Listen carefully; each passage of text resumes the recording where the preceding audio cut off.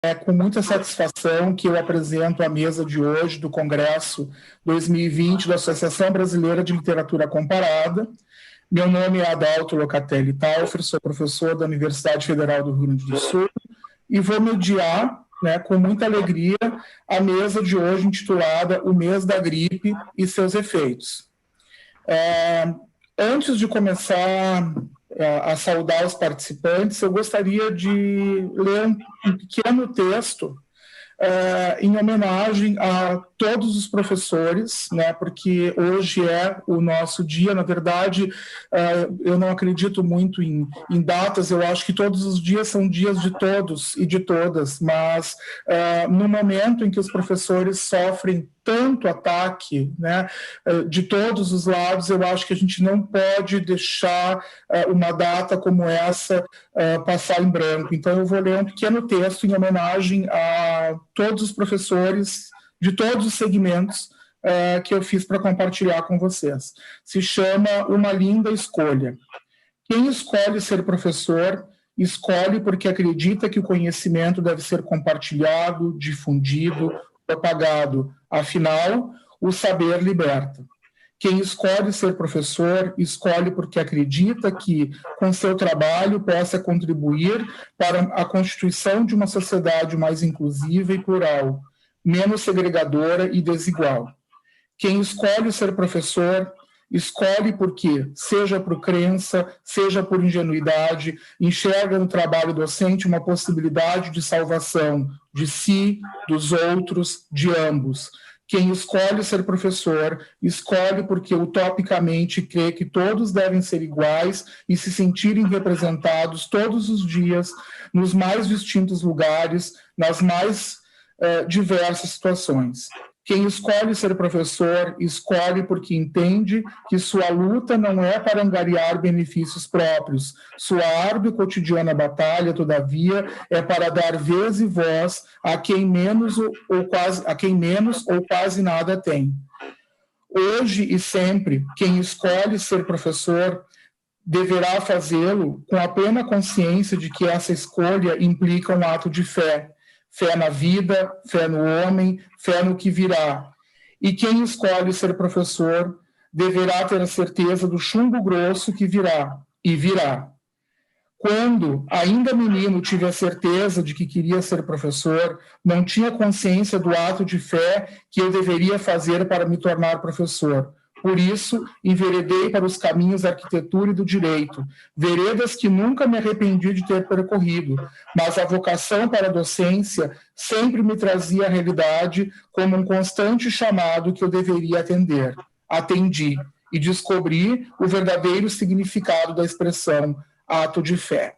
Feliz Dia dos Professores, feliz Dia das Professoras a todos nós. Então, gostaria de começar saudando os participantes dessa mesa: Ângela Maria Dias, Tiago Tizot e Maria Salete Borba. É uma honra tê-los neste congresso. Agradeço também ao público que nos assiste e agradeço ao nosso intérprete de Libras, Ângelo Colione. As transmissões das mesas redondas do Congresso Internacional 2020 da Abralic contam com o apoio do CDA, Centro de Estudos Europeus e Alemães, do PPG em Letras da Universidade Federal do Rio Grande do Sul, do Instituto de Letras da Universidade Federal do Rio Grande do Sul, da FAPERGS, da CAPES e do CNPq. Então, gostaria de apresentar o Tiago Tizot, que é editor, livreiro, fazedor de livros na arte e letra, autor dos livros O Segredo da Guerra, 2005, A Ira dos Dragões, 2009, Três Viajantes, 2014 e Esqueletos que Dançam, 2020. Tiago, bom dia, seja muito bem-vindo e pode iniciar a tua apresentação. Bom dia, todos estão me ouvindo, acho que está tudo certo, né? Eu queria agradecer o convite, primeiramente, de poder participar dessa mesa. confesso que fiquei um pouco apreensivo de participar, pois eu não sei exatamente, assim, eu já estou acompanhado de duas pessoas que sabem tanto sobre a obra do Valêncio, então eu fiquei um pouco receoso de o que eu poderia acrescentar nessa mesa, né?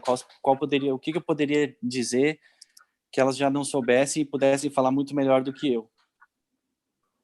Então eu fiquei alguns dias pensando o que poderia ser, e cheguei à conclusão que acho que o meu depoimento, talvez, como eu me envolvi com a obra do Valêncio e como eu entrei em contato com ela, talvez seja um depoimento interessante para a gente poder entender um pouco como um autor tão, eu acho, um autor tão importante e tão impactante para a literatura brasileira, acaba não sendo tão conhecido.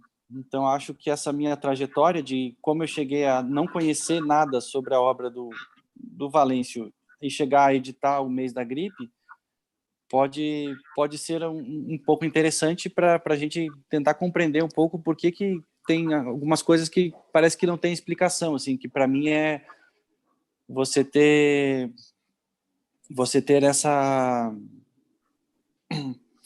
essa falta de conhecimento de autores que são, assim, não só falando de literatura brasileira, mas eu acho que de literatura universal, assim, que são tão importantes e tão tem uma obra que impacta tanto e que não só os leitores, mas os escritores, e eles acabam passando à margem, né? Então, eu vou falar um pouco sobre isso, começando com a primeira vez que eu ouvi falar sobre o Valêncio, e eu sou de Curitiba, onde ele viveu quase a vida inteira dele, né, e trabalhou e produziu aqui. E a primeira vez que eu entrei em contato realmente com a obra dele foi quando eu decidi editar um outro autor aqui de Curitiba, que não é de Curitiba, mas que veio morar em Curitiba. Essa é uma característica dos autores de Curitiba, eles não nasceram em Curitiba, eles vieram para cá. Mas a primeira vez que eu ouvi falar do Valêncio foi quando eu decidi editar um livro do Manuel Carlos Caram, chamado Comendo Bolacha Maria no Dia de São Nunca. E quando a gente foi editar o livro, a lombada do livro original, da primeira publicação desse livro, foi escrita e assinada pelo Valêncio Xavier. E é uma lombada, eu lembro que quando eu li o texto que ia na lombada, eu falei, cara, que coisa sensacional, a forma que ele escrevia e o jeito que já em um texto curto ele conseguia envolver você e chamar a tua atenção. E eu entrei em contato com a Ana, que é a filha do Valêncio, para pedir autorização para a gente poder usar o texto na lombada da edição que a gente fez aqui pela Arte e Letra. E a partir desse momento é que eu comecei a prestar mais atenção no que o Valêncio tinha feito. Voltando um pouquinho atrás, eu acho que vale a pena também contar que isso eu já tinha, sei lá, meus 20 e tantos anos já, ou seja, e era a primeira vez que eu estava entrando realmente em contato com a obra do Valêncio, e mesmo com o Caram também, que é um autor aqui, que tem um impacto muito grande aqui na cena literária da cidade, né? E eu passei por todas as fases, colégio, universidade, todas essas fases, e fui só conhecer esses autores quando eu abri a livraria. Já tinha editora, então assim, já trabalhava com livro há algum tempo já também, e quando eu abri a livraria, que eu abri a livraria em 2006, foi que eu comecei a entrar em contato um pouco mais com esses autores aqui da cidade, porque tinham pessoas que iam até a livraria e perguntavam sobre ele. Então, na verdade, eu acabei descobrindo por conta de outros leitores que começaram a perguntar sobre eles.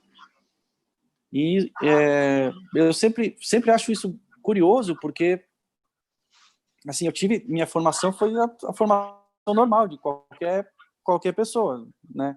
Passei por todas as fases, e em casa a gente sempre teve livro, na casa da minha avó sempre teve livro, então assim, não é que eu nunca tive contato com o livro, eu sempre tive contato com os livros, e mesmo assim eu demorei mais de 25 anos para poder conhecer autores como o Caram e o Valêncio.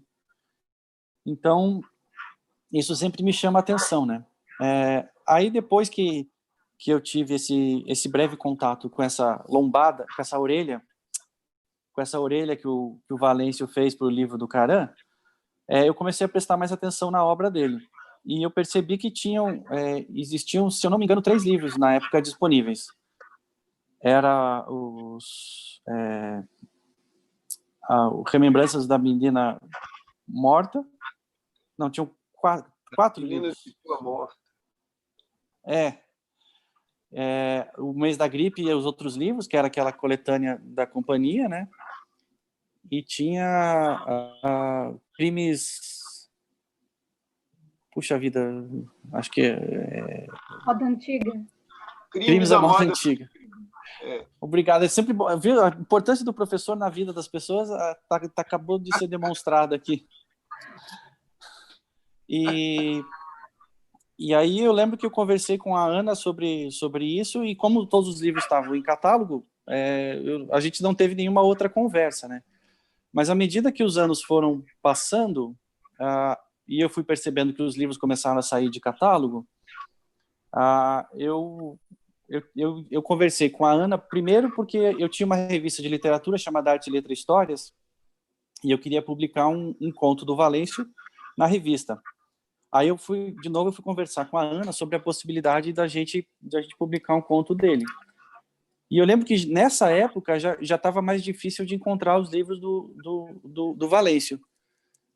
E eu conversei com ela, falei, você sabe alguma coisa, o que está acontecendo e tal? Ela disse, não sei, por enquanto não sei de nada. E eu lembro que eu pedia os livros para ter na livraria e às vezes vinha, às vezes não vinha, estava já meio uma certa dificuldade.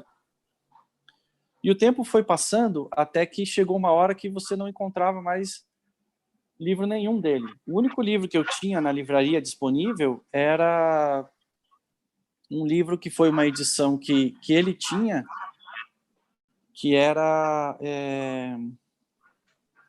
O Mistério da Prostituta Japonesa, que é uma edição feita por eles e que eu lembro que a Ana me deu alguns para eu poder vender, porque ela tinha na casa lá parado, e ela falou, não, a gente precisa fazer os livros circularem. E aí, nesse momento, foi que eu falei, e como é que está a reedição? Vocês estão pensando em reedição? Como é que está isso? Isso eu acho que era 2017 ou 2018, a primeira vez que a gente conversou sobre isso. E aí a gente conversou, mas as coisas foram passando e tal. E eu lembro que na livraria muita gente me pedia os livros dele, falava, eu quero conhecer, eu não tenho, no sebo está muito caro, eu não consigo achar. Sei lá, se tinha edições assim, eu lembro de R$180, R$200. Então as pessoas vinham na livraria perguntar, você não tem como conseguir? Eu falo, não tenho, gente, está esgotado nas editoras. O Crimes da Moda Antiga, às vezes eu conseguia até, que era pela Publifolha, mas os outros, os da companhia, não tinha jeito, era muito difícil de conseguir. Até que eu convidei a Ana para tomar um café e conversei com ela, que foi uma conversa muito parecida que eu tive com o Bruno, que é o filho do Caran, e é uma conversa muito parecida que eu tive com o Daniel e com o Jean, que são os filhos do Jamil Snej, outro escritor de Curitiba aqui também, que a gente está trabalhando para publicar. Que eu falava o seguinte, se possível, para eles não deixarem a obra fora de catálogo, porque à medida que vai ficando difícil os novos leitores terem acesso a esses livros, as pessoas vão deixando de conhecer e vão deixar o livro, o autor aos poucos vai saindo desse imaginário de autores que a gente tem, né?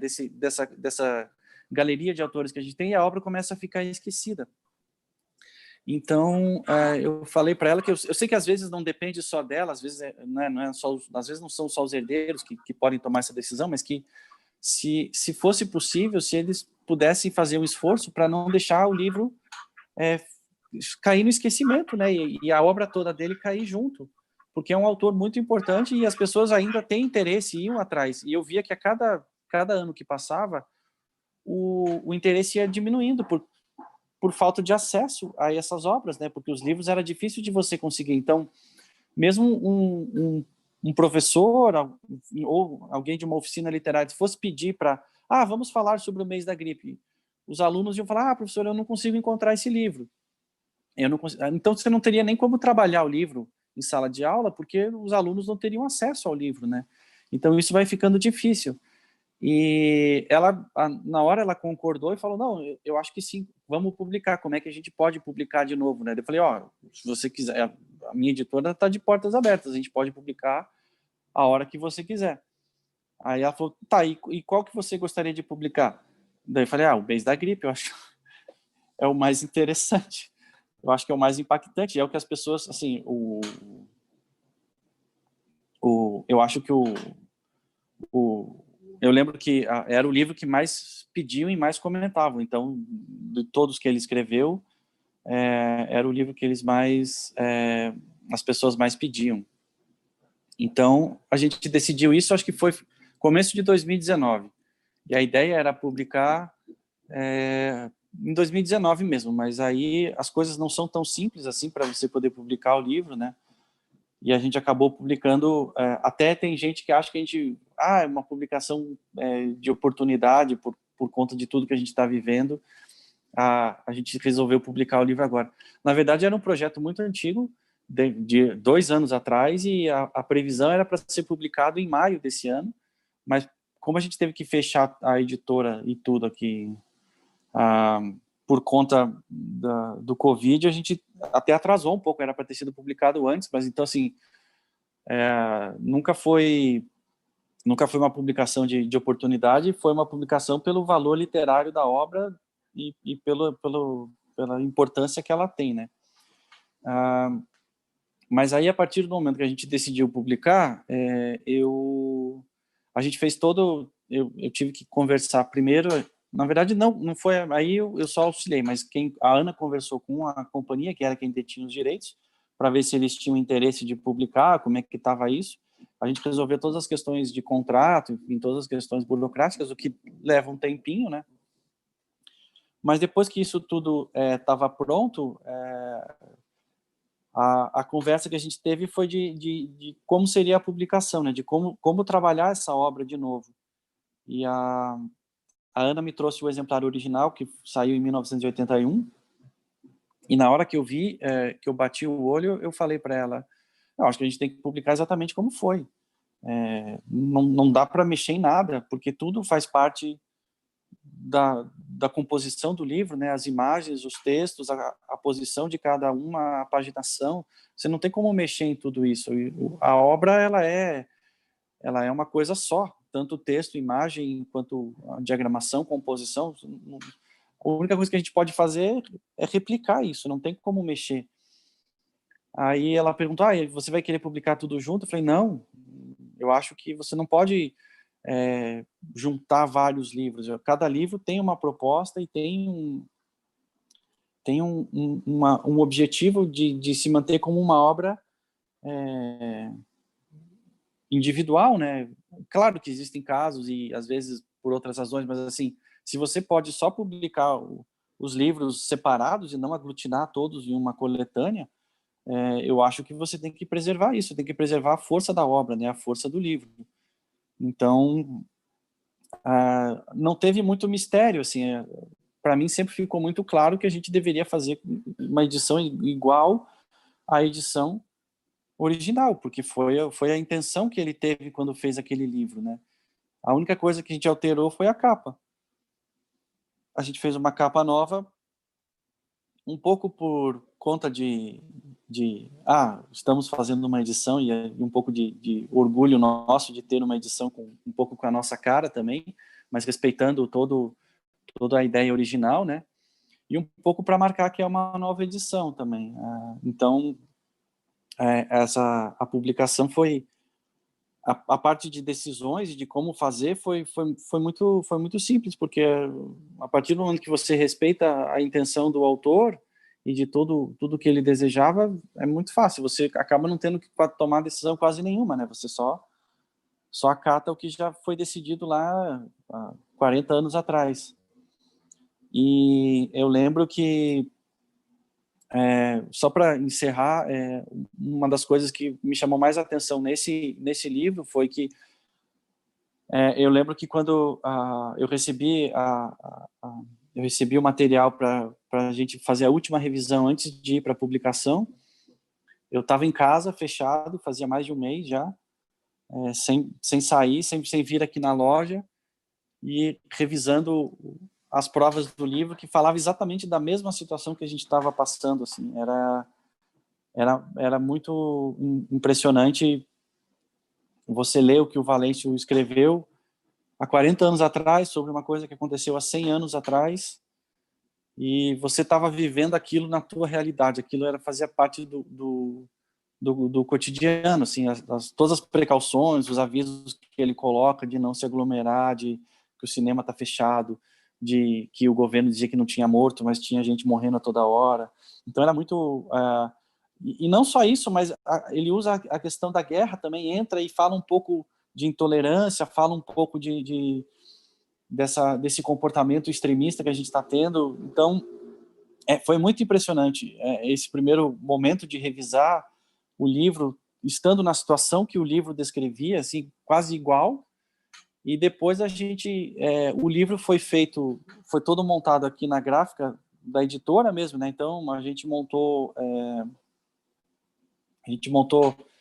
de forma artesanal aqui, ele foi colado, costurado todo aqui, e também a livraria fechada, o café fechado, eu vindo trabalhar de máscara, de todo protegido, tendo que trabalhar aqui com um pouco de gente, um pouquinho de luz, enfim, foi uma situação muito, muito curiosa. Eu tenho a minha história com o mês da gripe, tem duas coisas. É marcante pela obra em si, pela potência que tem a obra, tanto narrativa quanto visual, mas por essa outra experiência que eu tive também de fazer o livro nessas condições que a gente está hoje. Eu acho que era isso. Eu queria na verdade, eu queria só fazer um depoimento um pouco pessoal de como foi o meu contato. Eu acho que sempre eu fico impressionado as pessoas, por exemplo, podem olhar, o cara tem livraria, o cara é autor, o cara é editor, mas mesmo assim eu tive contato muito tarde com a obra de autores importantes que moravam na mesma cidade que eu. Então isso para mim é sempre um alerta de como que a gente pode, todo mundo que está envolvido com o livro, né, como a gente pode melhorar isso, né, como que a gente pode, isso é um pensamento que nunca sai da minha cabeça, de como fazer para a gente melhorar essa parte, né, de autores tão importantes como o Valêncio ficarem conhecidos de apenas uma parcela muito pequena dos leitores, né? Muita gente nunca ouviu falar, muita gente não conhece. O mês da gripe está fazendo, por todas essas condições, o mês da gripe está fazendo com que muitas pessoas que nunca leram o Valêncio estejam lendo agora, estejam tendo contato pela primeira vez com a obra, o que é muito legal, mas também, por outro lado, assim, ele deveria ser um cara que devia, assim, pelo menos, tudo bem a pessoa não gostar, sei lá, não entender, mas assim, tinha que ter contato, pelo menos, sabe, ter uma noção do que ele fez, né, do que é a obra dele. Então, isso sempre me espanta. E só antes de eu encerrar, só queria acompanhar as palavras do Adalto sobre os professores. Acho que é uma figura importantíssima na nossa sociedade. Acho que ele todo dia deveria ser dia do professor, ainda mais agora que a gente passa por um momento tão difícil para quem está trabalhando e dedica a sua vida a fazer com que os outros tenham uma vida melhor, né? Então, também acho que a gente precisa também valorizar muito os professores de todas as formas. Obrigado.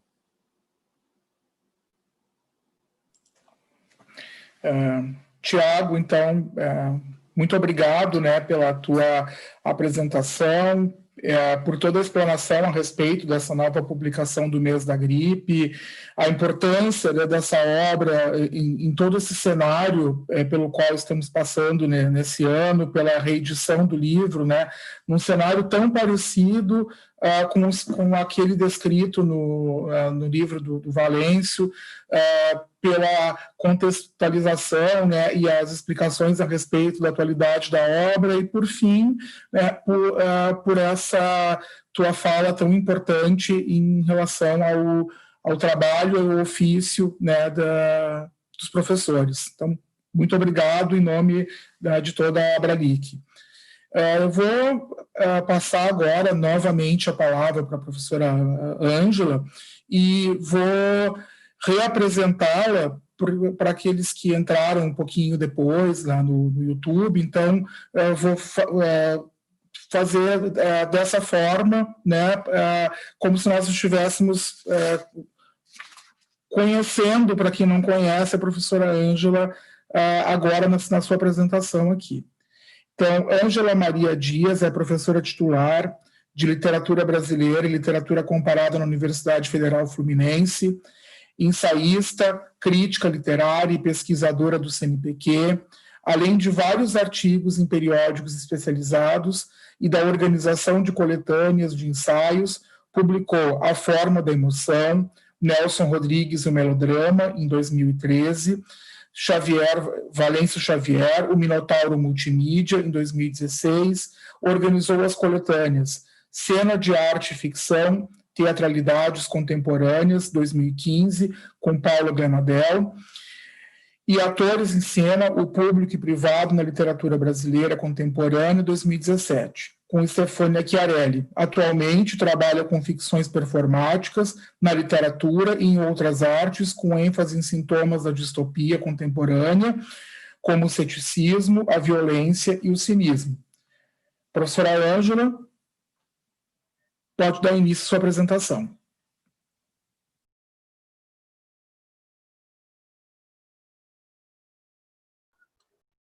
Vamos tentar falar dessa vez. Eu estava, no meio da minha apresentação, tentando comparar A Peste, do Albert Camus, com O Mês da Gripe.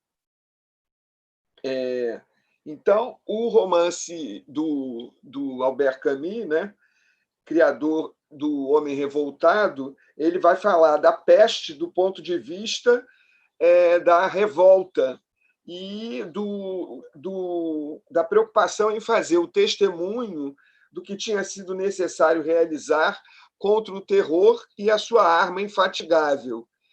De certa forma, o livro dele vai construir uma alegoria da crise político-moral da França na resistência ao nazismo. E o Dr. Rie, que é o narrador do romance A Peste, né, que vai se assumir, de certa forma, dramatiza o personagem principal do Albert Camus, da obra dele, que é o personagem do homem revoltado, no seu combate contra o que ele chamou de a intemperança do absoluto. A novela do Valêncio, por sua vez, também alegoriza, a partir de uma cidade, esse estado de coisas terrorista, em que as notícias da Primeira Guerra Mundial se imbricam com o avanço insidioso da epidemia, através de trechos e relatórios e decretos das autoridades sanitárias e do fortuito aparecimento de notícias censuradas nos jornais. A narrativa é concebida como um calendário, já que ela está posta em sequência cronológica, contando com uma barra indicadora do dia, do mês e da semana, quase a cada página. O período do relato estende-se entre os dias 15 de novembro de 1918 até o dia 3 de dezembro de 1918, quando a epidemia da gripe, né, proveniente do Rio de Janeiro, alastra-se em Curitiba e arredores, e depois retrocede, e a Primeira Guerra, tendo passado por terríveis momentos, chega ao fim. O caráter híbrido e compósito da narrativa reúne a cada dia relatórios e decretos da municipalidade, fotografias de edifícios e logradores da cidade, com intervenções manuscritas, como dedicatórias que pertencem a uma espécie de acervo particular. notas jornalísticas de caráter diverso, publicidade como essa que vocês estão vendo aí, de diversos produtos da época, ilustrações de efígies entremeadas pela voz de dois personagens e, sobretudo, notícias, uma guerra de notícias de dois jornais curitibanos que, na época, eram concorrentes. A mistura dos gêneros, que é uma característica bastante básica da obra do Valêncio, nessa novela vai indefinir o discurso entre um esboço da crônica da cidade e a ficção, porque reúne fragmentos documentais, mas, igualmente, vozes de personagens. Essa poesia, que é meio uma poesia concreta, né, porque lida muito com a visualidade e tem ali o estigma da morte, né, vai pegar uma frase básica, não obstante continuamos firmes em nossa atitude pela razão, uma frase clichê de um dos jornais da época, e vai trabalhar diminuindo a frase até a palavra não, né? A abertura da novela, que apareceu ali um pouquinho antes, Adalto, volta um pouquinho antes, só para eles verem a abertura da novela, é bastante enfática, né? O título seguido da rubrica novela, com 2 L's, né? Bem anacrônico, e a ilustração de um homem jovem, bem posto, sério, de terno, olhos amendoados, amplos bigodes em forma de vírgula. A ilustração, com edifícios e homens ao fundo, sugerindo a cidade, traz a figura em primeiro plano, encimada por formas informes, sugerindo colônias de vírus, tal como aparecem sob as lentes de um microscópio, que seriam miasmas da gripe caindo de um céu negro. No terno do homem é uma espécie de bottom, onde aparece um M com uma cruz acima, encaixada entre os 2 braços da letra, né? É o signo da morte, né? E, além de caracterizar a efígie do personagem estampada na primeira página como uma espécie de embaixador a seu serviço da morte, espalha-se pelo livro inteiro, acompanhando a reprodução de muitos documentos jornalísticos, tais como convites de missa de 7º dia, casos melodramáticos narrados nos jornais e publicidade relacionada à economia da peste. Notícias sobre o desenrolar da epidemia também. O emblema funciona como a vinheta do caos, chegando, inclusive, a ser trabalhado num poema que visa concretizá-lo, aquele poema que nós já vimos, do Não obstante, continuamos firme em nossa atitude pela razão, que termina com não, né? A cidade concebida por esse narrador, que é um bricoleur, né, desdobra-se como uma espécie de guerra de relatos.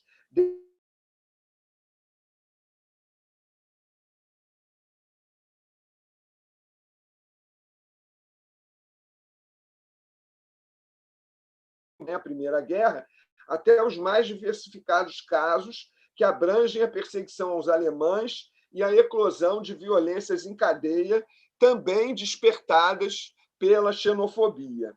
A estrutura caprichosa da montagem entrecruza todo o tempo esses núcleos narrativos e, simultaneamente, expõe várias versões, muitas vezes desencontradas, de inúmeras ocorrências.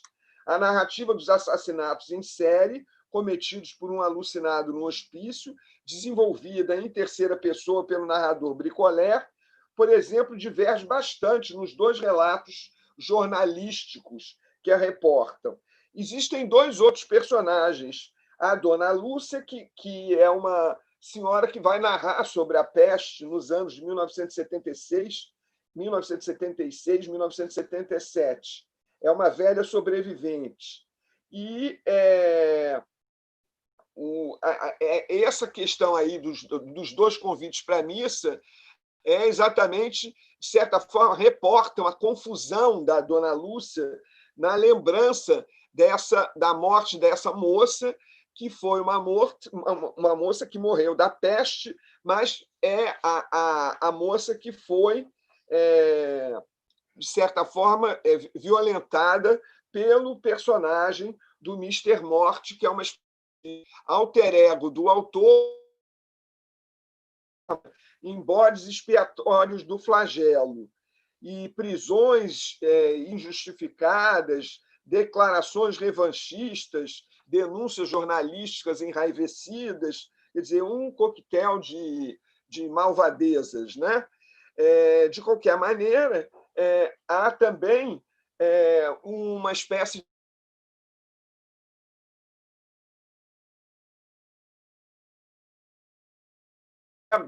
do narrador, que é o personagem que eu chamo de Mister Morte, né? E aí, de certa forma, a gente pode dizer que o romance opera também uma espécie de cômico grotesco, uma certa carnavalização, que lembra exatamente a carnavalização falada estudada pelo Bakhtin, né, que vai misturar o teatro grand guignol e o melodrama, enfim, uma série de gêneros e de tons nessa alegoria. Então, essa alegoria do mês da gripe, na sua vocação neobarroca, não concebe, de certa forma, a história como natureza selvagem, mas... Então, nós vamos fazer assim, pessoal. Vou né, dando sequência a essa mesa, vou passar a palavra à professora Maria Salete, e, no final, a professora Ângela volta, então, e né, lá no debate faz o fechamento da sua fala. Né? Então, vou passar imediatamente a palavra à nossa próxima participante, e a professora Maria Salete Borba, né, é professora de literatura brasileira da Universidade Estadual de Centro-Oeste, é organizadora de 100 anos em 100 filmes escritos sobre cinema, 2020, e Contatos e Contágios, escrituras sobre Valêncio Xavier, 2014, coordena o grupo de pesquisa Desdobramentos, Arte, Estética e Tempo. Sua pesquisa compreende a literatura contemporânea em diálogo com outras áreas, dando ênfase às artes visuais. Professora Maria Salete, seja muito bem-vinda e pode dar início à sua apresentação. Bom dia, Adalto. Eu vou compartilhar, tentar compartilhar o PowerPoint. Caso dê algum problema, você me avisa que daí eu minimizo. Pode ser? Tá, pode ser, combinamos assim. Né? Porque talvez o PowerPoint dê uma travada. Nesse momento eu não vejo ninguém, então eu gostaria que você me avisasse. Pode interromper, não tem problema. Tá bem. Bom dia a todos. Primeiramente, eu gostaria de dizer que é um grande prazer poder fazer parte deste evento, especialmente neste momento tão singular da nossa história. Por isso, agradeço aos organizadores desta Bralic, que está sendo sediada na Universidade Federal do Rio Grande do Sul, em Porto Alegre, por todo o esforço e empenho. Gostaria também de fazer um agradecimento especial à professora Rita Lenira, de Freitas Bittencourt, e ao professor Caio Moreira, da Unespar de União da Vitória, que são integrantes do grupo de pesquisa Desdobramentos, Tempo, Estética e Arte, por terem incentivado esta mesa, por terem feito os primeiros contatos e estarem presentes nesse momento de leitura do livro no grupo. Né? Quero deixar aqui o meu agradecimento. Depois eu vou falar um pouquinho mais desse grupo de estudos. Tá? Eu também quero dizer que, antes de iniciar a minha fala, eu quero agradecer e cumprimentar a professora Ângela Dias, da Universidade Federal Fluminense, o Tiago Tizot, da editora Livros e Letras, o professor Adalto, da Universidade Federal do Rio Grande do Sul, que está fazendo a nossa mediação, além de toda a equipe de apoio né? E quero dizer que saibam que é um privilégio poder estar nesta manhã, tarde, né? Conversando com vocês sobre o livro O Mês da Gripe, de Valêncio Xavier, que foi um divisor de água na minha formação acadêmica. Essa minha fala está organizada em duas partes. Eu pensei fazer assim para facilitar um pouquinho para os intérpretes também. Então, a primeira parte vai ser mais um relato pessoal, né? Como que foi o meu contato com o mês da gripe. E na segunda parte, eu centro a leitura em alguns trechos do livro e num zine que foi organizado pelo grupo de pesquisa, e eu tento ler esse material pautado no anacronismo, um conceito trabalhado pelo filósofo francês Georges de Gilberman. Então, eu faço a primeira parte. A primeira vez que eu tive contato com o mês da gripe foi ainda na minha graduação em letras, na UFSC, quando eu fiz uma disciplina extracurricular com o professor Raul Antelo e a professora Ana Luísa Andrade. E essa disciplina era sobre Walter Benjamin. Naquela ocasião, a gente tinha que pensar um trabalho para apresentar no final da disciplina, e eu estava meio apreensiva porque eu não sabia como que trabalhar direito, e tive a ideia de trabalhar com um artista plástico chamado Leonilson. E daí foi justificar aos professores porque que eu tinha escolhido o Leonilson, né, e falei que eu tinha interesse nesse artista por ele usar palavras e imagens. E naquela ocasião, o professor Raul Antelo me apresentou o Valêncio Xavier, que eu não conhecia, e assim que ele passou o nome, eu fui para a biblioteca e eu encontrei a primeira edição do livro Mês da Gripe, que é essa que vocês estão vendo aqui na tela, né? Então, aqui foi a primeira edição que eu tive contato, depois essa da Companhia das Letras, e agora estou curiosa para ter nas mãos essa terceira da Artes e Letras.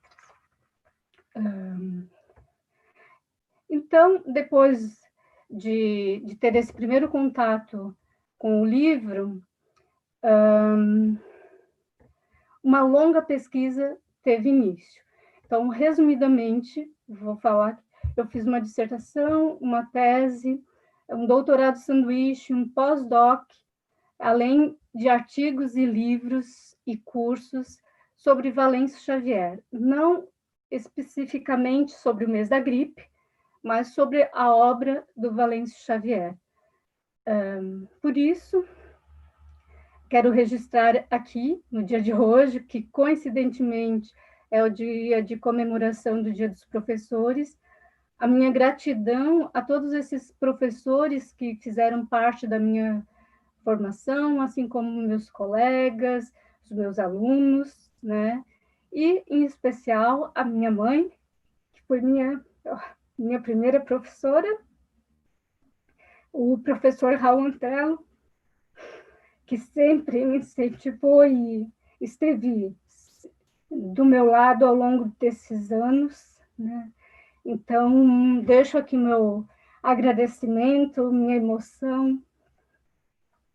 Eu sei que eu sou uma pessoa privilegiada por ter tido essas pessoas ao longo do caminho, né? E também quero dizer que a pesquisa, quem escolhe ser pesquisador, professor, sabe que você, além de dinheiro, você tem que investir tempo, você tem que estar sempre envolvido emocionalmente também, né? Então, assim, eu sempre fui bolsista, sempre tive bolsa da CAPES ou do CNPq, mas eu sempre tive excelentes professores, né? Então, aqui eu fecho essa minha primeira parte mais emocional E eu passo para a segunda.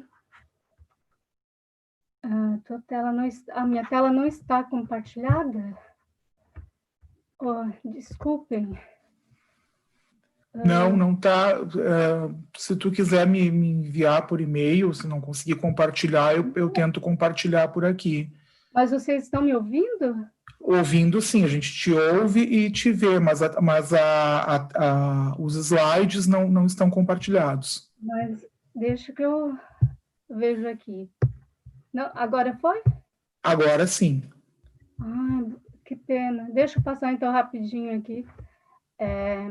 Então, essa primeira parte não tinha, eram as imagens, no caso do Valêncio, para quem não conhece, né? Aqui as edições, e aqui a edição do mês da gripe, na primeira edição do mês da gripe.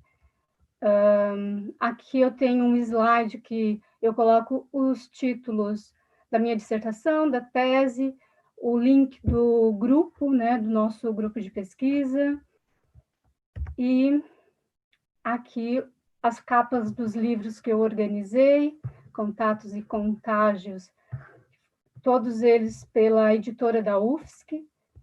Esse sobre os 100 anos e 100 filmes, vocês podem fazer o download gratuito no site. E eu vou dar, então, início à parte mais analítica. Ao abrirmos o mês da gripe, deparamos com algo singular, que num primeiro momento nos lembra um álbum de imagens atravessado por várias histórias. Pode-se afirmar que há, no mínimo, 3. Uma narrada por Dona Lúcia, uma pelo jornal O Comércio do Paraná, uma terceira pelo jornal Diário da Tarde, dentre várias outras que vocês podem montar com imagens de cartões postais, recortes de jornais, etc. O que une essas histórias é a doença, a gripe, que também era conhecida como gripe espanhola. Jorge de Dilberman, um dos grandes leitores de Walter Benjamin e Aby Warburg, no seu livro Diante do Tempo, mais especificamente no capítulo chamado Só a História de Anacronismos, o Sintoma, vai destacar que só a história anacrônica, isso quer dizer, para dar conta da vida histórica. O saber histórico deveria aprender a complexificar seus próprios modelos de tempo, atravessar a espessura de memórias múltiplas, tecer as fibras de tempos heterogêneos, recompor ritmos aos tempi disjuntos. Continuo com Dilberman.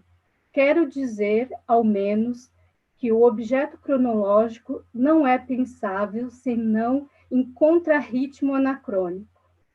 Um objeto dialético, portanto.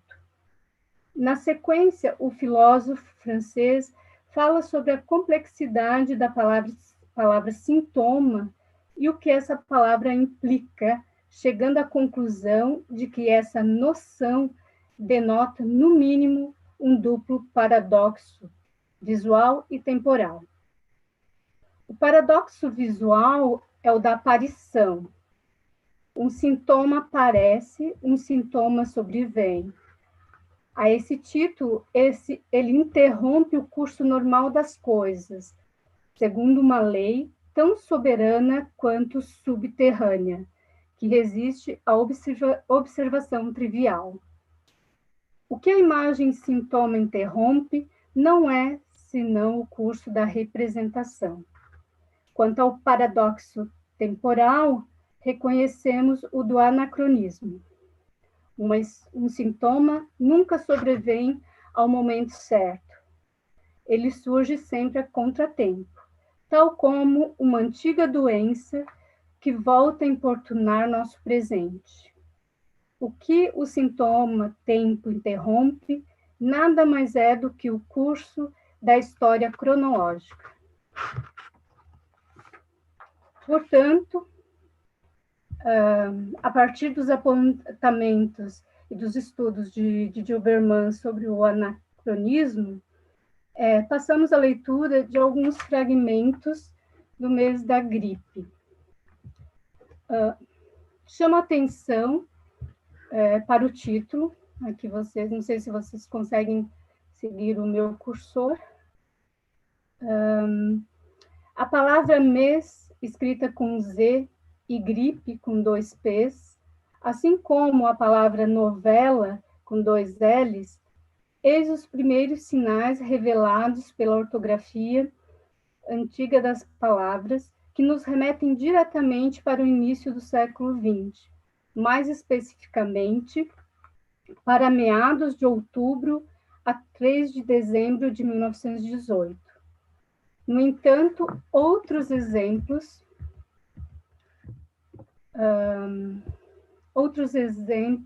só um pouquinho, estão dispostos ao longo do livro, que nos ajudam a ler nosso presente, como podemos conferir na página 39, que está aqui na tela, páginas 51 e 66. Então, aqui, o que a gente vai ler como anacronismo? Por um lado, é a presença desses tempos diversos, né? Se vocês forem ler o livro do Valêncio, vocês vão ver que em alguns momentos a gente tem algumas datas, mas elas são meio confusas.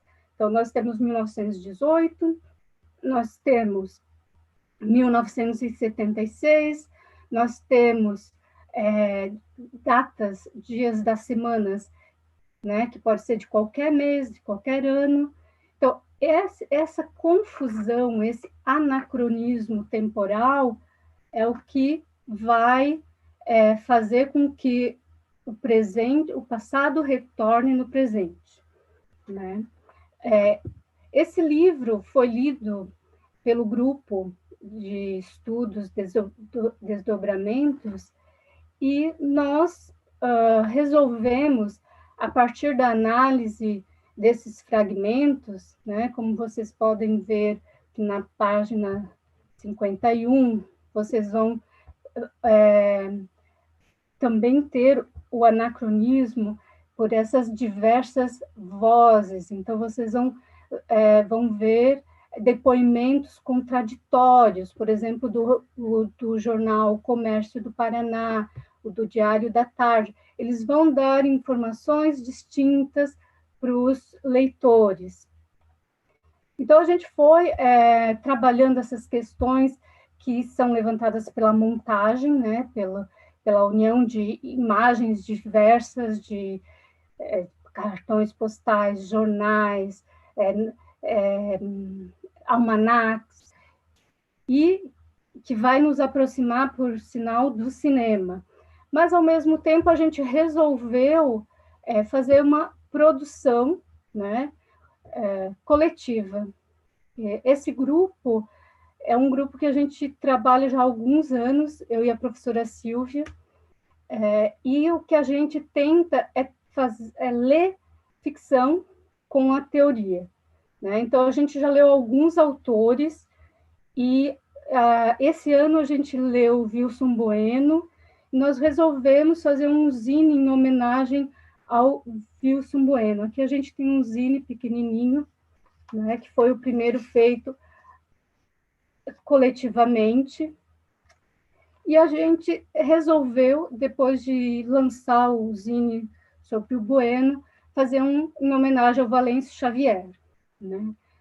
Justamente por essa leitura, né, que faz com que a gente retome ao livro, né, nesse momento tão distinto, tão ímpar da nossa história, e lendo o retorno, né, esse retorno que não é do mesmo, né, a gente está numa pandemia, algo que jamais foi imaginado, né, enfim. Deixa eu voltar para o texto. Após a leitura do livro Mês da Gripe, o grupo de pesquisa realizou um zine em homenagem ao livro do escritor Valêncio Xavier. Neste zine, a ideia principal é apresentar para o leitor uma reflexão sobre o presente, a partir de imagens e textos. Algumas das imagens de livre acesso foram coletadas na internet e manipuladas com o objetivo de evidenciar a convivência de imagens e tempos heterogêneos. Por exemplo, essa imagem que vocês veem na tela é um recorte do teto da Capela Sistina, localizada no Vaticano. O título da obra é Adão e Eva no Jardim do Éden. Foi realizada por Michelangelo durante um período de 4 anos. O detalhe que usamos no zine é referente à criação de Adão, uma das cenas mais famosas da história da arte da Alta Renascença, que retorna às redes sociais nas mais variadas formas de memes. Estes memes atualizam a cena que retrata a beleza frágil de Adão e o poder e a autoridade de Deus Pai Todo-Poderoso. Na versão que apresentamos no zine, as figuras estão no interior de bolhas isoladas e, além disso, a sugestão de toca fica em suspensão. Eis que o passado retorna em 2020, atualizado. Não é mais o mesmo. Ora nos deparamos com as mãos de Adão ocupadas com spray de pimenta, ora ele usa máscara. No zine, ambos usam luvas e estão envoltas por bolhas que os separam. Luva e bolha podem ser lidos como marcas de um presente indefinido, sem fim, em que o isolamento social é, até o momento, um dos remédios alternativos, enquanto a cura não chega. Eis o poder do anacronismo, que está presente em Valêncio Xavier, que, ao recortar e colar, aproxima imagens e tempos distintos. O da grafia antiga, da língua portuguesa, o de Dona Lúcia, o dos jornais, nos demonstrando como todos esses tempos ajudam a contar uma história. A história da doença, da catástrofe, que nós, hoje, reatualizamos. E para finalizar, quero completar, que entendemos por anacronismo a leitura que traz à tona o que sempre esteve presente, mas que ainda não tinha sido abordado, materializado ou consolidado pela experiência. Nesse sentido, lemos a poética de Valêncio Xavier como portadora dessa força que se apresenta como um tempo plural, pertencendo tanto ao presente quanto ao passado. E assim eu finalizo esta fala e abro para a conversa. Obrigada.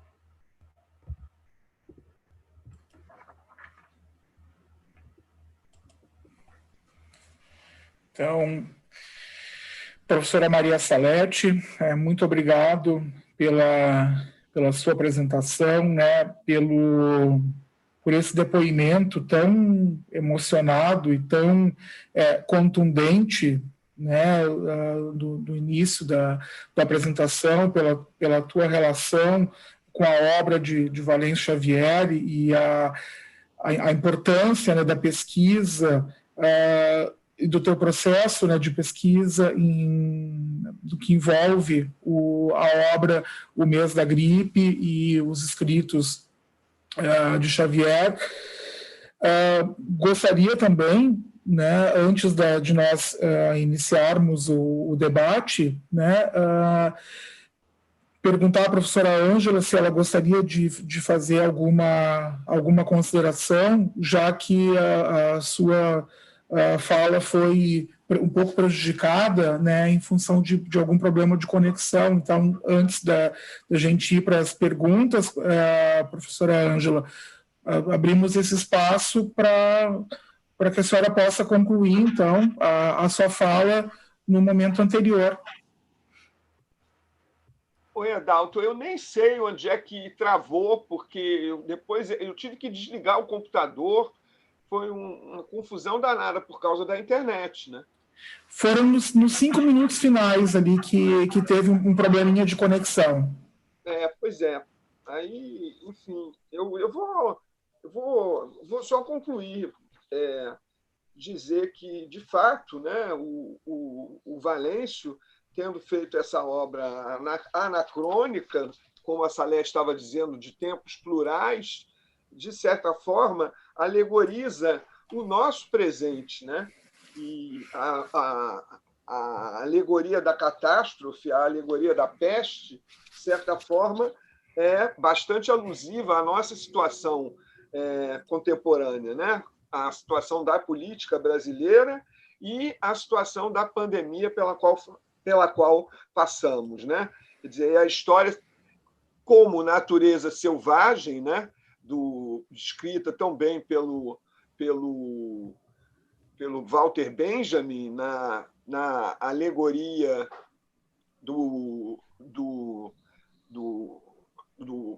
naquele livro que ele escreveu sobre o barroco, né?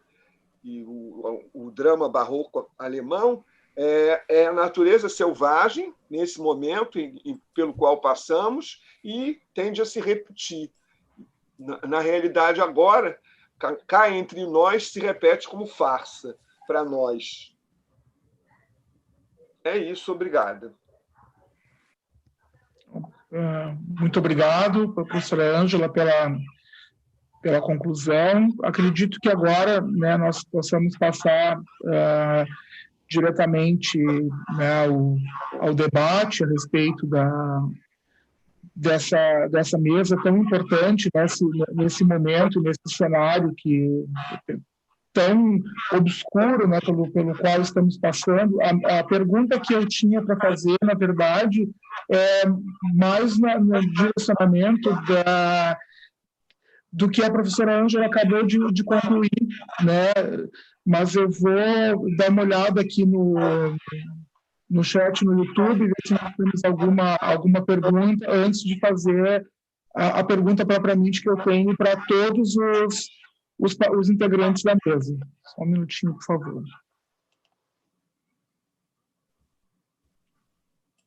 Então, nós temos vários comentários aqui, né, elogiando e parabenizando a mesa, né, agradecendo o depoimento de vocês, o relato de vocês. Temos um pedido, né, da Tainara, se o Tiago puder compartilhar o link do site da editora, que é um pedido dela para depois poder acessar coisas que tu disse na explanação.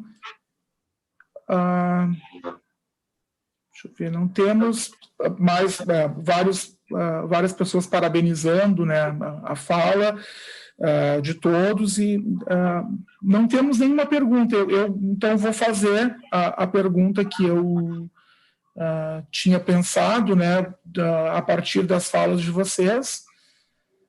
Tem uma pergunta sim aqui. Então, o professor Andrei, né, gostaria de fazer uma pergunta ao Tiago, né, e é o seguinte: Tiago, você poderia contar um pouco mais sobre a elaboração da capa da nova edição?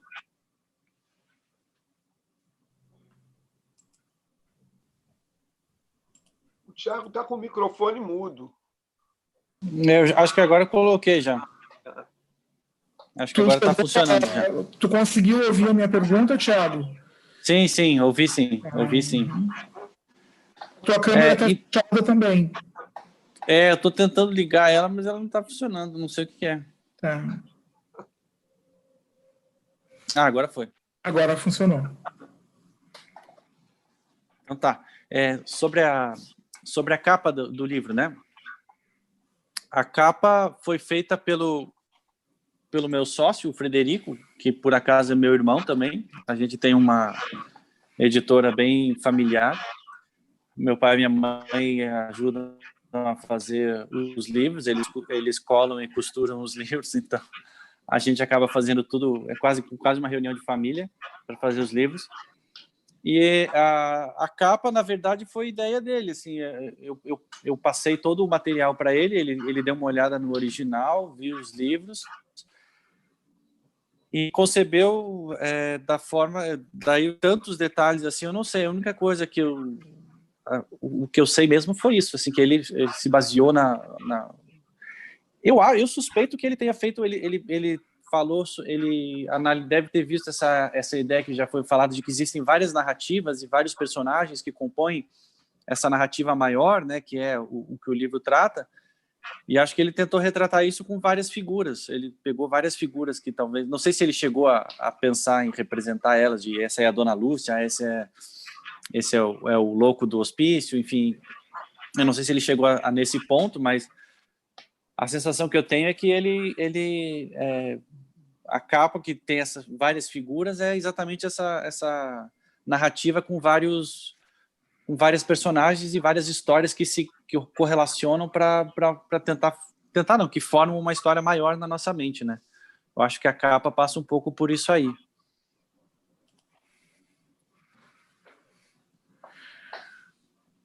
Muito bem. Temos mais uma pergunta aqui do Helenito Saldanha Damasceno. Primeiro ele faz uma consideração, né, que é sobre o anacronismo e vanguardismo e intergenericidade, principalmente com gêneros não literários do suporte jornal, multimodalidade, textos escritos e visuais. Então, diz, né, um tema atualíssimo. E a pergunta dele é no seguinte sentido, né, qual a expectativa da mesa em relação à recepção da reedição da obra O Mês da Gripe?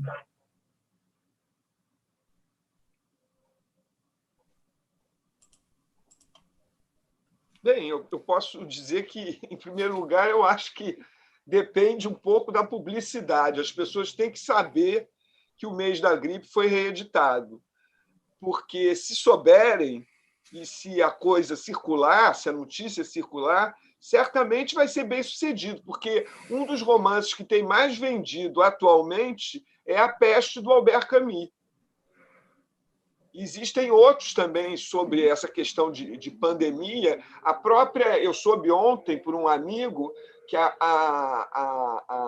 Schwartz, aquela historiadora, meu Deus, como é o nome dela? Casada com o Schwartz da editora, a Lilia Schwartz, acaba de publicar um livro sobre a gripe espanhola, que eu pretendo comprar nesse fim de semana. Saiu pela Companhia das Letras. Quer dizer, então, o tema é atualíssimo, é o nosso cotidiano cheio de dificuldades, né? Quer dizer, se A Peste, do Albert Camus, que é um romance dos anos 40, está vendendo muito, imagina O Mês da Gripe, de um escritor brasileiro importantíssimo, cineasta. Quer dizer, é só uma questão, Tiago, aí, de você investir um pouquinho em publicidade. Eu tenho uma pergunta também, aproveitando, já que a gente está para discutir a mesa, em cima dessa pergunta que foi feita para a gente sobre a recepção do romance, que é uma dúvida que eu sempre tive. Porque eu acho assim que, num primeiro momento, o tema do livro, que é O Mês da Gripe, e fala de uma pandemia, de uma realidade muito próxima da nossa, atrai o leitor. Mas eu ainda não consegui responder essa minha dúvida, que é, será que quando o leitor, não o leitor já mais experiente, mas um leitor menos experiente, com menos leitura, quando ele pega O Mês da Gripe, será que ele vai conseguir se entreter com o livro e vai conseguir acompanhar a história e a proposta do Valêncio? Será que... Eu lembro que... Porque quando a gente estava para lançar o livro, um jornalista do Globo me ligou perguntando que alguém tinha contado para ele que a Arte e Letra ia relançar O Mês da Gripe. E se isso era verdade, porque ele estava fazendo uma matéria sobre livros que retratavam o que estava acontecendo. Isso acho que foi final de maio, começo de junho. E aí ele me ligou e disse que e perguntou se a gente ia reeditar o livro mesmo e se qual era o nosso plano e tal. Aí eu contei para a Ana e a Ana ficou toda animada, falou: "Nossa, isso aí acho que vai ser muito legal e tal, acho que vai ajudar bastante o livro e tal". Aí eu falei para ela que eu achava que sim, que eu acho que o livro ia ter um interesse muito grande, mas eu tinha uma dúvida de se o leitor menos experiente, que não está tão acostumado com uma leitura com um livro não tão, digamos, tradicional, se ele ia embarcar nessa jornada. Aí eu queria passar essa pergunta para vocês também. Vocês acham que a pessoa que está acostumada a ler um livro mais tradicional, assim, com uma historinha, com o texto, começo, meio e fim, quando ele se depara com um livro como O Mês da Gripe, será que ele vai conseguir entrar nessa proposta ou ele vai se distanciar? Nossa, eu acho que o Mês da Gripe é para qualquer leitor, né? Eu acho que é um livro que ele é aberto, né? E daí o que acontece? O primeiro contato é a surpresa, o que está acontecendo. Eu acho que é o mesmo contato, a mesma surpresa que a gente tem hoje, né? O que está acontecendo nesse mundo? E ali a gente começa a se identificar, né? Porque você vai perceber que o Valêncio é um pouco didático. Eu acho que na maneira como ele organiza, ele é didático, né? Ele vai aproximando essas imagens, ele vai montando uma novela, né? E depende da bagagem de cada leitor. Lógico que um leitor mais erudito, né, professora Ângela, a gente foi interrompido pela tecnologia, mas vocês vão ver que é possível fazer uma leitura erudita, mas também é possível você ler o livro aproveitando as imagens, aproveitando as micro-histórias, né? E nessas micro-histórias você vai perceber que o vizinho podia ter vivido aquela história, ou você mesmo, né? Então eu acho que o livro é aberto para todas as idades, para todas as gerações, né? E ele está aí para nos ensinar, eu acho. Porque o que a gente percebe é que falta leitura, né? Porque, olha, essa experiência que nós estamos tendo hoje, será que nós temos que passar por isso tudo se a gente já teve há 100 anos atrás? E parece, muitas coisas, como você mesmo comentou, né? Essa falta de comunicação do governo, essas vozes contraditórias, né? Ninguém sabe direito o que fazer, ficamos em casa, não ficamos em casa, fecha, abre, né? Então, tudo isso eu acho que se a população lesse mais e entendesse que a literatura ela é feita para que nós aprendamos, para que a gente não repita, e sim que a gente se transforme com a leitura, né? Não quer dizer porque as pessoas morreram e que nós teremos que morrer também, né? Então, assim, eu acho que a gente tem que se transformar com a leitura. E é isso que eu sempre convido os meus alunos. Temos que ler, mas não ingenuamente, né? A gente não vai repetir o mesmo. A literatura nos mostra que há outros caminhos, há outras leituras, há outras maneiras de encarar o futuro, né? Por isso que a literatura não morre, né? De acordo com o Michel Foucault, né? A linguagem infinita, né? A literatura sempre vai ter mais uma história, né? Eu acho que quando você lê Valêncio Xavier, pensando que ele é um escritor que está aberto, né, tanto ao cinema, às artes visuais, né, à televisão, ele era um multimídia, né? Então você vê que ele estava aberto, ele queria que as pessoas aproveitassem esse material que ele oferecia de diversas maneiras. Acho que é isso. Professora Ângela. Eu acho que isso mesmo que você falou, o livro é muito atraente E eu acho que é muito atraente até para leitores pouco maduros e pouco acostumados à disciplina da leitura, porque é um livro cheio de imagens, né? Então, é um livro que eu acho que funciona como um chamariz, sem dúvida alguma. Eu acho que é uma questão de publicidade. Se todo mundo souber que esse livro está circulando, vão comprar. Porque é um livro muito atraente, né?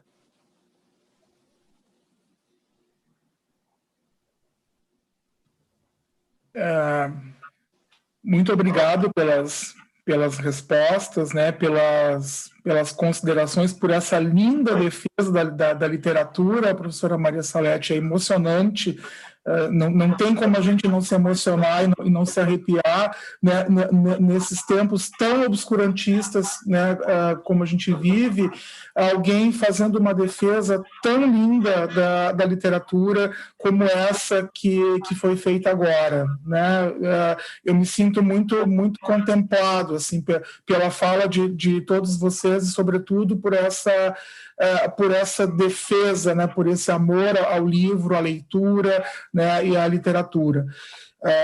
Aqui também há agradecimentos, né, pelas respostas, parabenizando, né, também pela edição do livro. E temos mais uma pergunta da professora Rita Bittencourt, e ela diz o seguinte: as professoras Maria Salete e Ângela Dias falam nos sintomas visíveis nos tempos de produção desses textos, Valêncio, Camus e outros textos de Peste. Quais seriam os sintomas contemporâneos? Uma palavra, professor. Eu acho que nós temos todos os sintomas da peste completamente disseminada, a começar pela política. Eu acho que a peste da política talvez possa se comparar à peste do Covid. As duas são tenebrosas. Então, a gente tem essa desregulamentação de todas as salvaguardas do meio ambiente, né? A gente tem a corrupção aí bailando feliz, né? E a gente tem a doença, a gente tem a morte. Quer dizer, eu acho que não falta sintoma nenhum, né?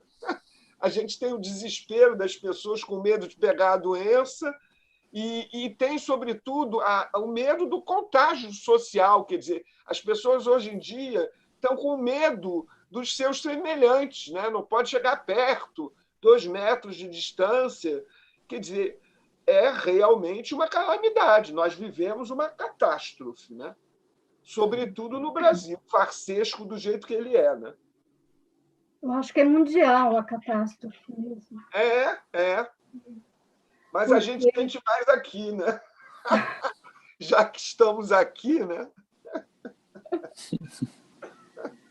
Enfim. Eu concordo plenamente, né, que a política seja um sintoma, né? Eu acho que é o grande nesse momento, né? Porque eu acho que a partir dessa política que, né, uma política geradora de notícias falsas o tempo todo, né? Uma política que não cuida, uma política que o tempo todo põe ênfase na destruição, na violência, né? Então, quando o Valêncio Xavier apresenta a violência, né? Essa violência a gente sente, não é somente uma violência sexual, mas é a violência, né, desses corpos que não sabem como se proteger, né? Porque você incentivar as pessoas a fazerem festa, a irem para lugares com várias pessoas, num momento em que o alerta é fique em casa, né? Então, eu acho que é muito complicada essa situação.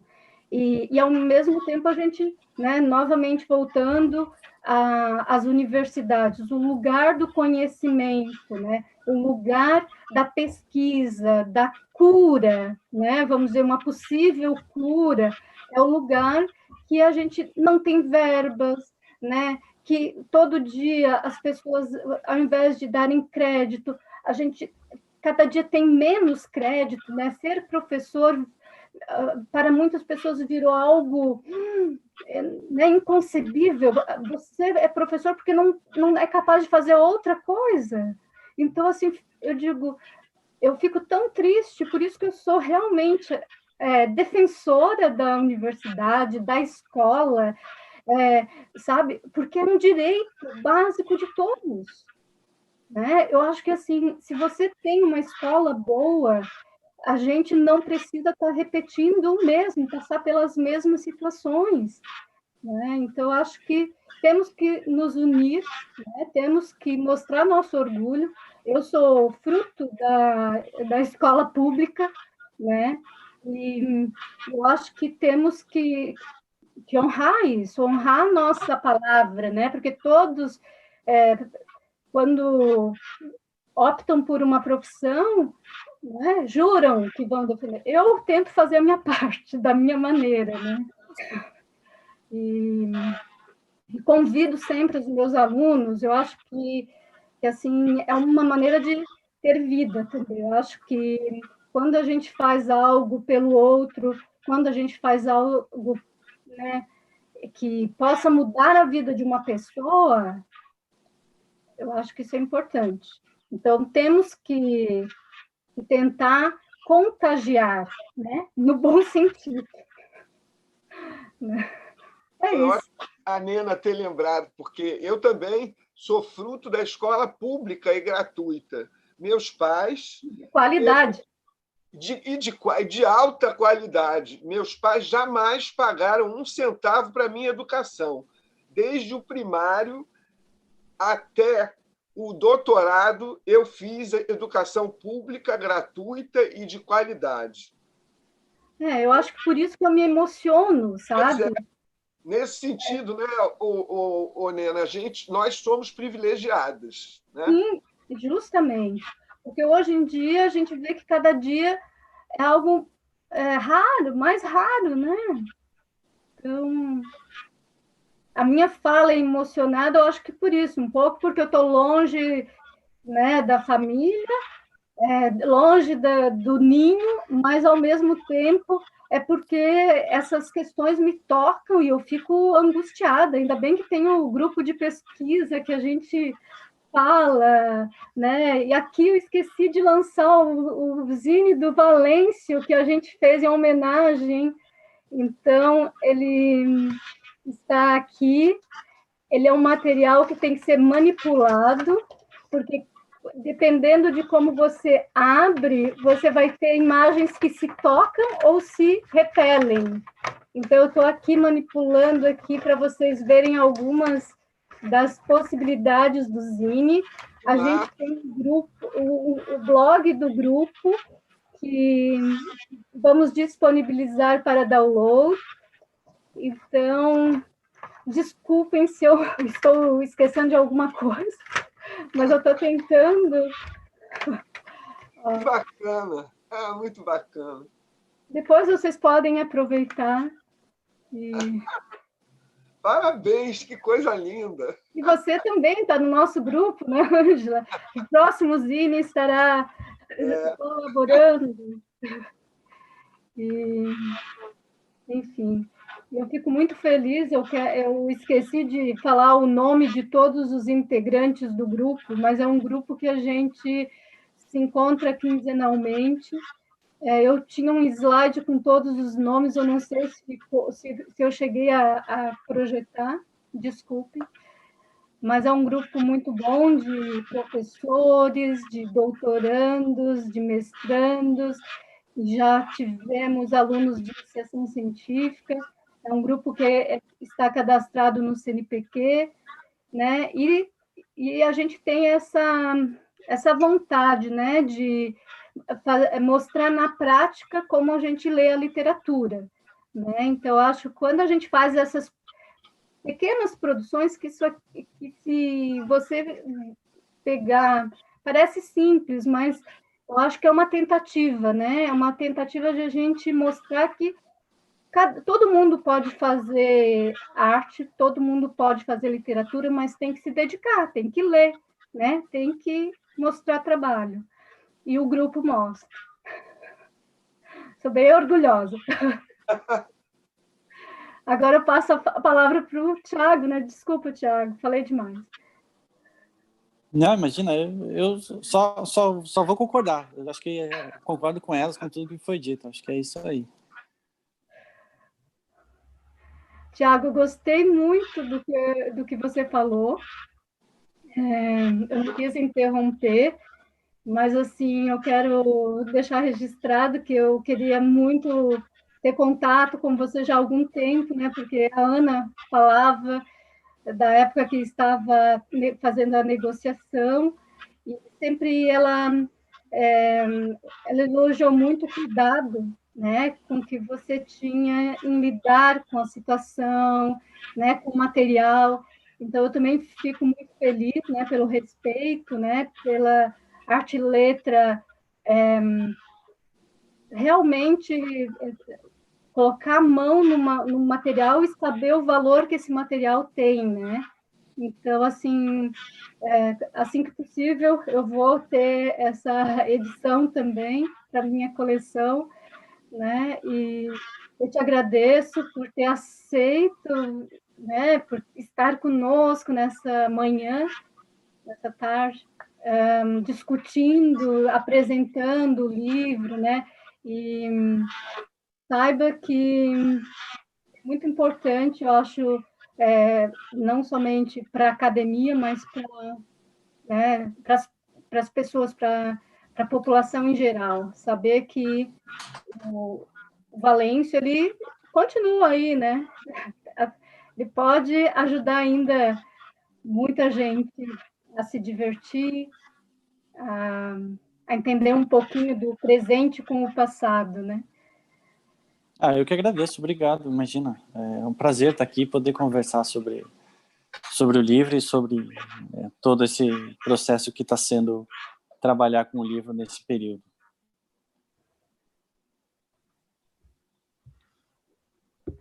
É um grande prazer para nós, né, poder ouvir vocês, né, com esses depoimentos, né, tão emocionados, né, e tão contundentes, sobretudo, né, no que se refere a esse grande amor pela literatura, né? A professora Rita Lemira está aqui agradecendo, né, pelas respostas e por fazerem o link com a literatura. O Helenito agradece as respostas também, diz que concorda com o contexto atual, né, que é mais propício à recepção do que à época da produção da obra, principalmente pelos aspectos tão tradicionais, né, que a obra concentra. A Larissa disse, né, que acredita que a recepção vai ser muito boa e diz que o livro já está esgotado nas livrarias que consultou. O professor Gerson, nosso presidente, né, da Abralic, diz que nós temos que contagiar, né, e o contágio nesse sentido positivo e bom, né, do livro, da literatura, enfim, todas as coisas que ela concentra. A professora Rita também agradece ao Tiago por reeditar Valêncio, né? O professor Andrei agradece a todos a obra Valêncio Xavier, que merece toda essa repercussão. A pergunta que eu tinha para vocês, na verdade, ela já foi respondida ao longo das falas, que era, né, como vocês enxergam aquela realidade descrita em O Mês da Gripe, hoje em 2020, considerando todo esse cenário obscurantista, porque estamos passando nos últimos anos. Então, não carece de resposta, porque já ficou bastante claro, né, bastante clara na explanação de vocês. Então, eu agradeço, né, por e também indiretamente terem previsto a minha pergunta. E deixa eu ver se temos mais alguma consideração aqui. Muitos parabéns, né, pela mesa, ótima mesa, pois as reflexões convergem para o mesmo tema. Essa unidade é muito boa, torna as aprendizagens e as reflexões mais significativas. Parabéns e obrigado aos expositores. Aqui, de novo, é o comentário do Helenito Saldanha, Damasceno. E não temos mais nenhuma pergunta, então vou deixar um espaço aberto, né? Temos algum tempo ainda para vocês fazerem, né, algum tipo de fechamento, as considerações finais, sintam-se bastante à vontade. Eu só acho importante ressaltar a contemporaneidade do Valêncio, né? Não só por esse tema do mês da gripe, mas por todos os temas que ele aborda nos livros dele, né? A morte, a violência, a dor, e, enfim, o sofrimento das pessoas, a crueldade dos homens, de certos homens. Então, eu acho que ele é um dos escritores mais atuais que a nossa literatura pode oferecer, inclusive pelo próprio anacronismo, né? Porque as coisas voltam, né?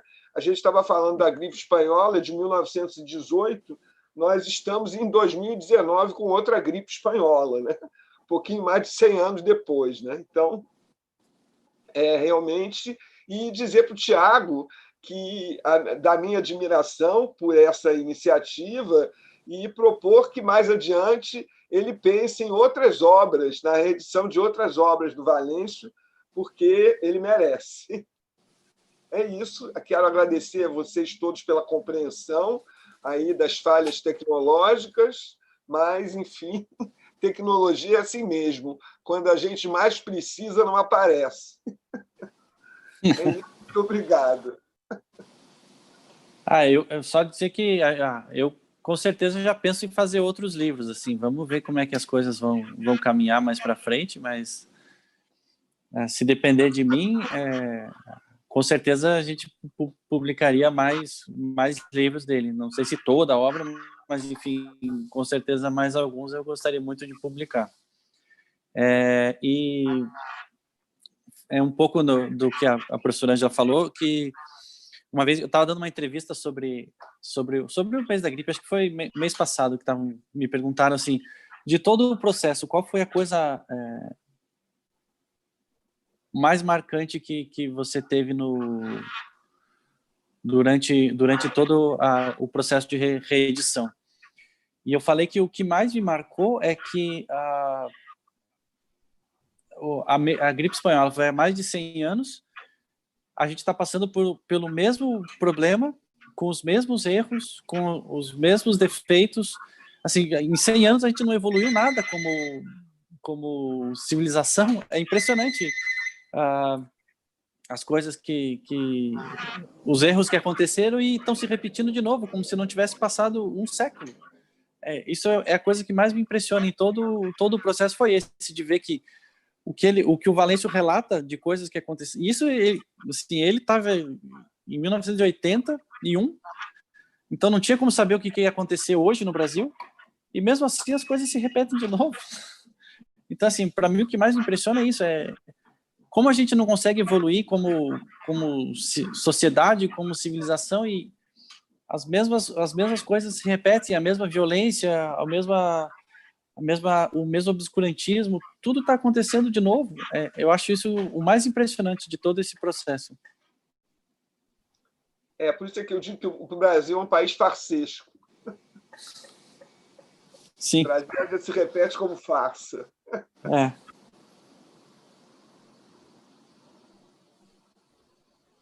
Mas vamos acreditar que vamos ter um momento diferente, né? Vamos acreditar na educação. Acho que a educação é o caminho, né? Então, a gente não sei se a gente vai conseguir, né, acompanhar uma nova geração que mude um pouco, né, essa realidade, mas eu acho que a gente não pode perder a esperança, né? Eu acho que temos que estar atentos aos pequenos como nós, né, que estamos tentando ler o Valêncio, tentando aprender com a literatura, né? Eu acho que a gente tem que acreditar que isso é possível, né? E vamos seguir, né? vamos seguir, vamos nos cuidar, cuidem-se. E é isso. Eu agradeço a todos. Muito, muito boa essa mesa. Estou super feliz, quero agradecer de novo a Rita e ao Caio, o grupinho lá que ficou incentivando e que fizeram tanto para a gente estar aqui hoje. Agradeço, né, novamente os organizadores da Bralic, né, o Gerson, não sei se ele está ouvindo aí, o Roberto, quem mais, os meninos, o Lucas, o Ângelo, né, o Leonardo, né? Enfim, todo mundo que fez esse momento acontecer. Né? Muito obrigada.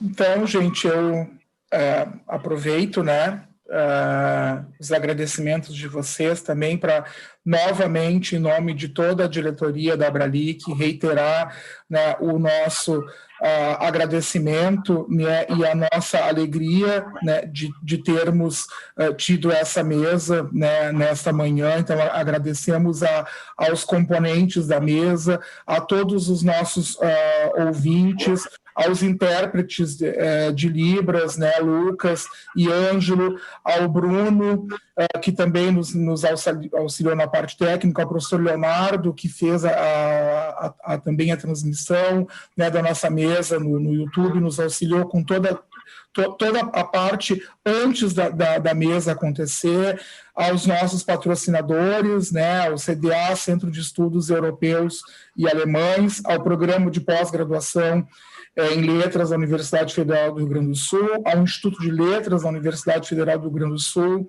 à FAPERGS, à CAPES, ao CNPq. Novamente, né, agradecemos também a todos os professores por terem, né, escolhido essa profissão como um verdadeiro ato de fé, porque sabemos que não é fácil, né? Nós sabemos o quinhão de coragem, né, e o quinhão de enfrentamento que nós temos de ter todos os dias para nos valorizarmos e para fazermos com que os outros reconheçam o quão importante é o trabalho que a gente exerce. Então, mais uma vez, feliz Dia dos Professores a todos os professores e professoras com quem eu convivo e também que foram responsáveis, né, pela minha escolha profissional, da qual eu nunca me arrependo. E, mais uma vez, muito obrigado a todos que nos prestigiaram nesta manhã. Muito obrigado.